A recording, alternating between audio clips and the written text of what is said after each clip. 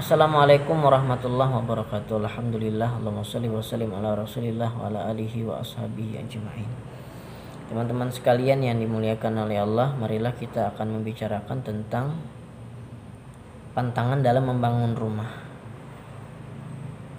Ya, kita tahu kita dilarang ketika buang hajat di rumah itu apabila kondisi toilet atau WC-nya itu menghadap kiblat. Jadi pantangan kita membangun rumah apabila WC kita di tempat dia duduk buang hajat itu menghadap kiblat atau membelakangi kiblat. Itu dilarang ya. Jadi kalau bisa bersilang daripada arah kiblat. Itu yang pertama. Kemudian jangan biarkan ada sarang laba-laba yang tidak dibersihkan ya di dinding-dinding rumah. Itu pemantang di rumah, harus dibersihkan. Kemudian kalau bisa dalam membangun rumah itu jangan sampai pintu depan dan pintu belakang itu sejajar. Ya. Pintu muka, pintu belakang sejajar. Kalau bisa di miring-miring gitu. Kemudian kalau bisa membangun rumah itu jangan dimulai pada hari Selasa atau hari Sabtu karena itu hari-hari panas ya. Dan juga kalau bisa membangun rumah itu di tanggal yang mulai naik. Contohnya seperti 11, 12, 13, 14 gitu. Kalau bisa, sebenarnya itu tidak ada aturan yang pasti tentang itu. Ya, tapi ini mengharapkan mudahan naik makin bagus gitu, kehidupannya makin bagus, makin naik. Nah kemudian kalau bisa muka rumah itu menghadap cahaya matahari hidup kalau bisa. Kemudian apalagi pemantangnya yaitu jangan sampai membuat loteng.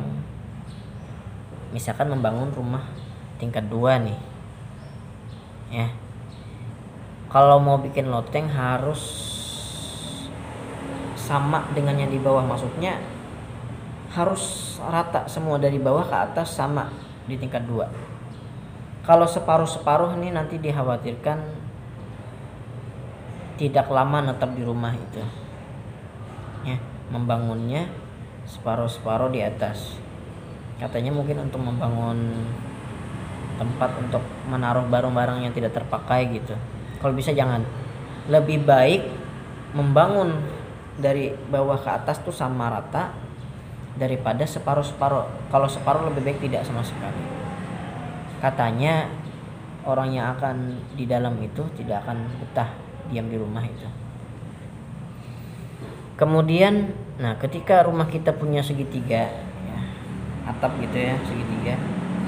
Kalau bisa jangan kita tuh tidur di bawah yang segitiga itu, karena biasanya disitulah tempat jin-jin itu suka bergelantungan.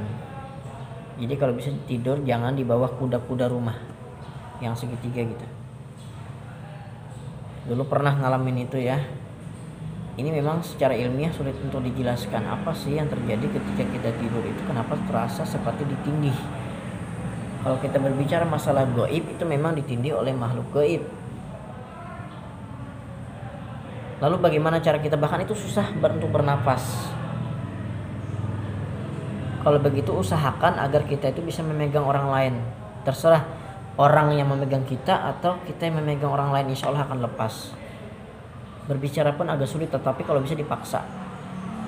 Nah, jadi misalkan tangan sedang bergenggam gini, kita buka dengan paksa sambil membaca ayat kursi. Ya. Nah itu pantangan kita di rumah, jangan sampai kita tidur di bawah kuda-kuda rumah. Nah itulah tadi pantangan dalam membangun rumah. Nah kemudian kalau bisa di rumah itu jangan sampai nyapu rumah ketika malam hari. Jangan menyapu rumah ketika malam hari atau membasuh piring pada malam hari. kalaupun ada sampahnya juga, kalaupun terdesak juga, kita menyapu debu tadi kita kesampingkan aja, jangan dibawa keluar. Kita bawa kesampingkan, besok pagi atau siang baru dikeluarkan. Ketika kita mau membasuh piring, kita pilihin aja dulu makanan yang mau dibuang, dibungkus dalam plastik gitu, dan besoknya baru dibuang. Tetapi itu diutamakan malam Jumat ya, kalau bisa jangan dilakukan gitu. Kalau untuk sapu-sapu itu setiap malam kalau bisa jangan dilakukan. Kalau mau sapu sore atau pagi atau siang, karena dikhawatirkan nanti dapat mewarisi kepakiran. Tidak ada kepastian tentang apa yang saya katakan ini, tetapi inilah pemantang orang-orang zaman dulu, yang mana terkadang ucapan-ucapan orang dahulu itu bisa saja benar ya, dan terjadi. Itu yang dapat saya sampaikan mengenai pantangan dalam membangun rumah. Terima kasih atas perhatiannya. Mohon maaf atas segala kekurangan, kesalahan, kehilafan. Akhir kata, wassalamualaikum warahmatullahi wabarakatuh.